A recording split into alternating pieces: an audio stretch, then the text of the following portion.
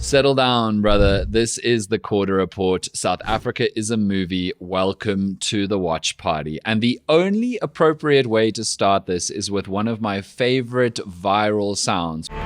What on earth is going on in the House of Commons? Because both what on earth is going on at the House of Commons, they have denied Julius Malema a visa to visit the United Kingdom, but also what on earth is going on at the House of Commons perfectly applies to the EFF as a whole and its three originalists. Today we're going to talk about Julius Malema, Floyd Shivambu, and Mbuyiseni Ndlozi, because for different reasons, those three are the three biggest news stories in South Africa right now. We are going to look at whether or not any of them is getting stronger right now. Any of them is winning, because it kind of looks like, for the world to see, there are danger lights on, red flags, if you will, lol, and warning signs about them losing power and relevance. So, to quote from Chinua Achebe, the great Nigerian writer, things fall apart. Are things falling apart for three people who at one stage, quite recently in South African political history,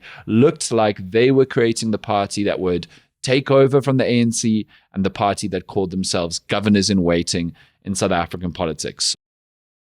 If we are generous, we could say he has poor judgment on significant issues, which is a bad attribute for a leader. But if we are truthful, then it is all of the above and a decomposed personal and moral constitution. That's Rudy Klabi's analysis. And Mpho sent it to us on the WhatsApp line, and I wholeheartedly agree. And I think that this is one of the reasons why Floyd Shivambu is in such a bad spot right now. Yes, yesterday I said on this show, and I stand by it, that it was a very good address. It was a good speech. It was an effective speech within the context of trying to save his and redeem his reputation, depart from the MK party, be forced out, agenda set for a brand new political party. So from those standings, it was a good speech. But it was also the speech of a political operator now trying to agenda set a third new start, ANC Youth League, EFF, and now MK. And each time he says, oh, I was wrong. But he doesn't quite say that. He says, we were misled, or he said something wasn't the way we thought it was. And as Rudy says, you have to trust the judgment of somebody who is so constantly misled and then rewrites the history books, gaslights us with a new position. Remember, Floyd in the EFF was a classic leftist where you make sure that everyone has equal power, you expropriate all the land without compensation, the state will be the custodians of the land. Then he goes to MK and it's like, psych, but the Ingonyama Trust keeps their land. Psych, but traditional leaders have power more than normal citizens. Psych, we respect royals and monarchs. He's remade himself many times to fit the new boots that he has to wear in a different political formation. Can you trust someone like that? Putting aside the fact that he probably or hasn't shown he has the charisma or the leadership to convince everyday South Africans to vote for him in a new party. Putting aside that, is he just a political operator and a grifter who is saying whatever he needs to say to get the next job? You have to look at his track record and go, yes, even though he explained at length yesterday, and he does seem to be good at writing party constitutions and coming up with ideologies and fleshing out branch structures. He did it for the EFF. He's done it for MK. Do you really want to give someone like that your vote when they start a new political party? And everyone has now been saying we don't need another political party, for the love of God. And I have to say, we don't need another political party in the same way that we don't need any new football clubs. South African politics has the same problem as South African football with the PSL. How do you build a football club with long-standing fan base, a strong economic unit, a cultural impression, a prestige? How do you build a Manchester United or a Liverpool or a Real Madrid or an Inter Milan or a Juventus? How do you do it? The club exists for decades. The relationship with fans and the community, the reputation, the prestige develops for decades. That's how you build Kaizer Chiefs and Orlando Pirates and Mamelodi Sundowns. That's how you build it. You don't go, we're just going to start a new party. I've got some money. I've got some following. I was at this club. Now I'm going to start this club. And that club's going to exist for 1 or 2 years. And maybe we'll convince under 1,000 or under 5,000 people from the local community to come and watch. And then we'll say nobody cares about the PSL because no one came to watch our new football club. You just invented it. In the same way that it takes a long time to build a political party. PSL and South African politics has the same problem. What we need to be doing is building football clubs, soccer clubs. This is not a stretch. It's not a stretch. We need to be building soccer clubs and political parties that stand the test of time, that exist for decades, so that people can come to love and support them based on a long-standing relationship of trust and recognition of what that organization does. We don't need a new political party. We need the many political parties that we have to bed in as real forces. So I personally think Floyd Shivambu has never been weaker, even after that press conference. I think he has never been weaker than he is right now. Then let's go to Mbuyiseni Ndlozi, who is not at work today. He's supposed to be doing a radio show on Power FM from 9 until 12, and he's not at work. And sure, he could just happenstantially be on leave, but also the big topic on Power FM today is about Floyd Shivambu. It's an interesting time for Mbuyiseni Ndlozi not to be at work. And I think, unlike many people, I don't think that him getting a radio show is admitting defeat. I think that that is a move by someone who just went, I'm done with politics. Someone who clearly felt like he was done with Julius Malema attacking him and his wife in subtweets and vagaries of speeches, and went, I'm going to bounce now. And I think that he is a phenomenal voice in South African discourse. He's a very, very important person to listen to in South African politics. But now when thinking about Floyd Shivambu and thinking if he started a new political party, he needs star power, who could he get? Well, everyone is kind of attached right now. The football transfer season thing is ongoing. The only major free agent is Mbuyiseni Ndlozi. Sure, he's got a radio show, but the only political free agent is Mbuyiseni Ndlozi. Could Floyd convince him to join him with a new political party? It's a massive risk. Mbuyiseni Ndlozi has been cast out and attacked and belittled by Malema for a long time now, and is now, respectfully, in terms of political, a radio presenter. But he has extraordinary track record and support, and frankly, he could pull quite a few voters. But will he do so? And does he have enough to pull voters away from the EFF? Because that's where Mbuyiseni's voters still are. His voters are still with the EFF. And if you think about the fact that starting a brand new political party is difficult at any time to get support, but also in the context of the fact that all these political parties had their first go just a year ago in the 2024 election and did not match up to expectations. Herman Mashaba sat in front of me in an interview that you can go and watch and said, if we get less than 10% of the vote, I will be heartbroken. They didn't even get 5. The PA is seen as a big victory starter. They didn't get 5. Songezo Zibi sat across from me and said that 10% is eminently doable, direct quote. They didn't even get 5. Bosa, Musi Maimane, seen as the great power on the liberal kind of like DA energy left, didn't get close to 5. Political parties with long-running track records hold voters for the reasons we've already explained, because they have trust and track record and recognition and staying power. New lights can't do that much. So could Mbuyiseni Ndlozi go across and start a political party with Floyd Shivambu that actually gets traction? I'm really not sure. I really don't know right now. I don't think Mbuyiseni Ndlozi has ever been weaker as a political power than he is right now. And he could prove me wrong. I don't know. We'll have to see. But I think that he was more powerful within the EFF than he is right now. And I think that the last 6 months or so of him, not being in the EFF, because since the beginning of the year, it was the first big news story of the year. I don't think they've done anything to make him a more powerful figure in the eyes of voters. Let's say they skip 2026 because there's no way you can develop groundswell in wards that fast, yeah, in less than a year. So let's say they aim for 2029.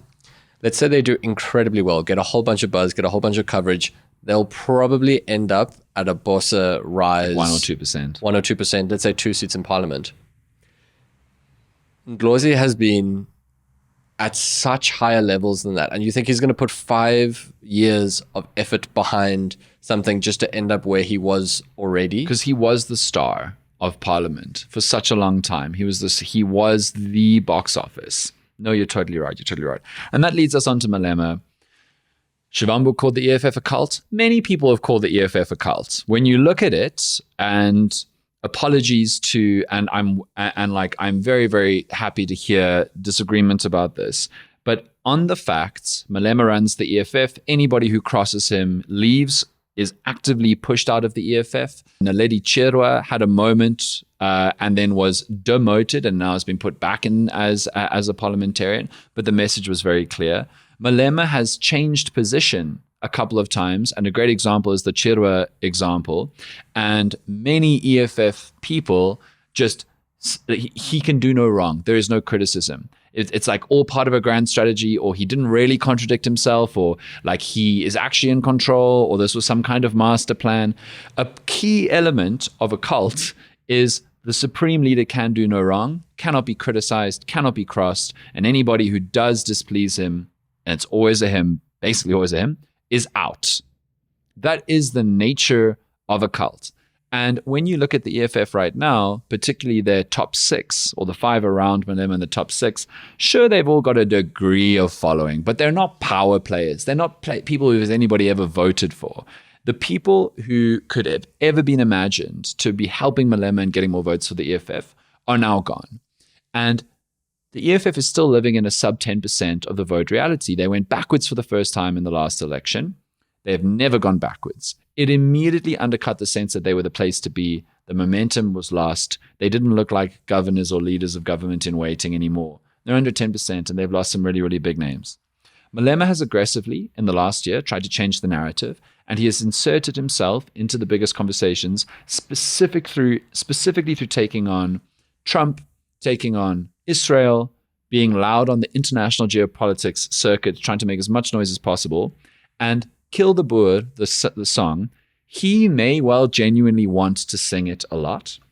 He may well stand by the principles that he has put out already.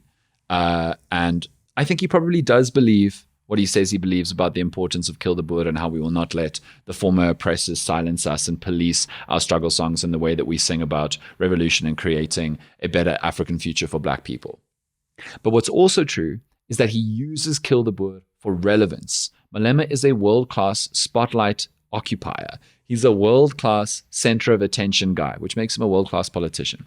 And he knows that when he sings Kill the Boer, he gets press. And he knows that when he gets criticized by the Americans, or the right in South Africa, or the left in South Africa who disagrees with him, or the UK who have now banned him, or at least denied him a visa, criticism from the States, he knows that that makes him really relevant.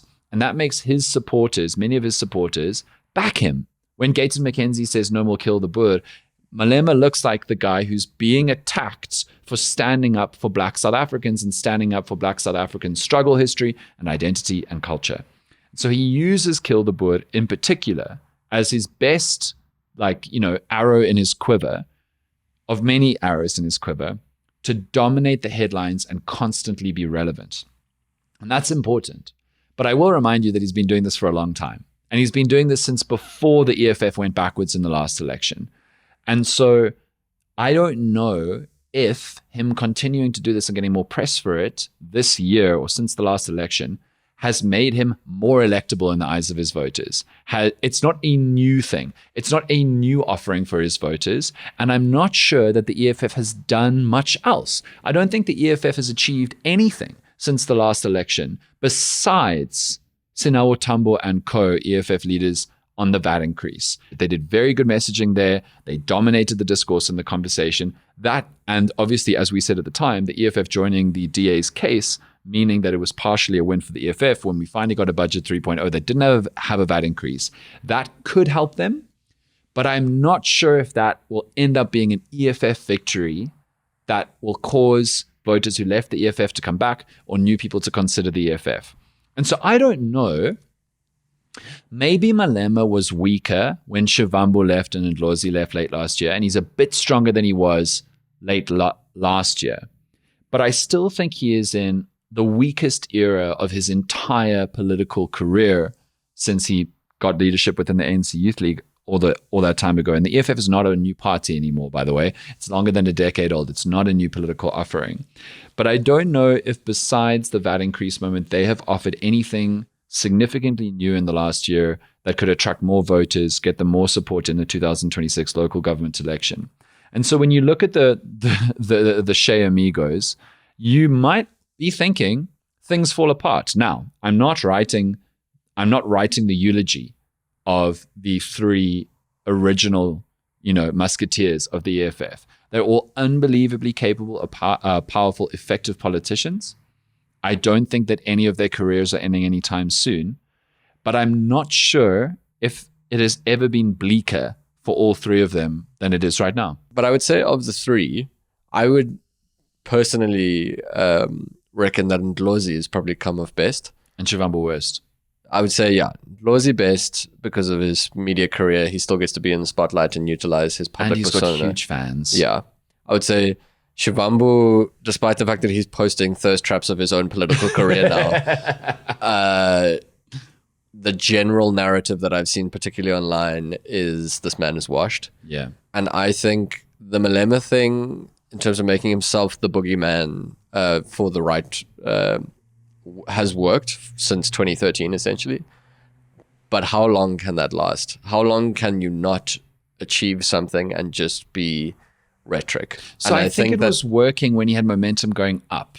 totally. But since going backwards last election, it's trouble. But that's what I mean, is like, how long can people sit there going, yeah, you sing Kill the Boer, but what you're going to do about land expropriation or something like that? Like, Totally. when does that train track run its course? And then what does he do next to actually achieve something? Although I think he's hoping that the MK party will collapse with Zuma getting older, with all of the dysfunction and embarrassment, and that could cause people who would have voted EFF to potentially come back to the EFF, or people who wouldn't have voted and then voted MKP to not vote again in future. So there are fewer voters, which means that the EFF's percentage of it increases, even if their numbers of voters don't.